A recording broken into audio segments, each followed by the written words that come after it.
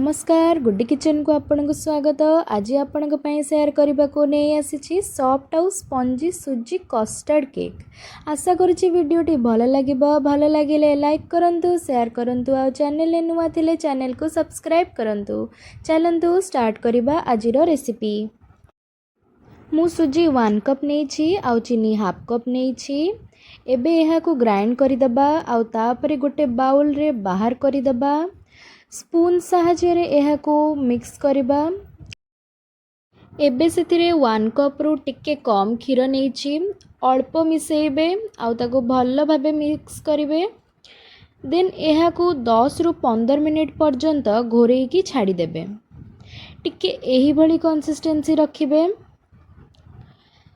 ଏବେ ଏଥିରେ ଆମେ ମିଲ୍କ ପାଉडर 1/4 कप ନେଇଛେ। एटा ऑप्शनल अच्छी, आपण चाहे स्किप करि परिबे।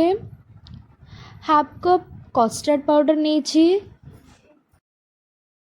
देन एबे यहा को भल भावे मिसई दबा, जेमिति टिके भी लम्स रखिबेनी। रिफाइन तेल अल्प पके मिसई दबा। देखंतु एही भली भाबरे आपण भी करिवे, मु जेमिति करूची सेमिति करिवे। सेथिरे एबे मु 1 टेबल स्पून बेकिंग पाउडर नहीं आउ half table spoon baking soda नहीं। लेंबू रस को दे देइछि चिपुड़ी की आउ मिसई देइछि भल भाबे। टूटी फ्रूटी को अटा सहित मिसई देइछि आउ एहा को आमे से बैटर रे पकेबा आउ भल भाबे मिक्स करबा। देखंतु एही भली भाबरे कंसिस्टेंसी रखिबे आपण भी।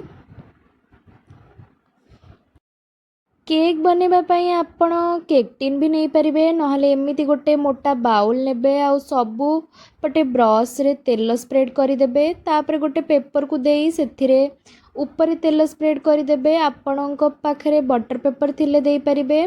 सुजी बैटर को एबे सेथिरे देई दबा। लम्स न रहिबा पई हल्का एमिति बाडेइबे। सुंदर देखा जिबा पई आपण ऊपर चेरी बा टूटी फ्रूटी बा ड्राई फ्रूट्स देई पारिबे। गोटे जगह रे लुण देई सेथिरे छोटो स्टील प्लेट रखी देई गरम करबा बेक करबा पई। आपण चाहिले प्रेशर कुकर बा ओवन रे भी करि परिबे। केक को सेथिरे थोई देइछि आ घोड़ेबा।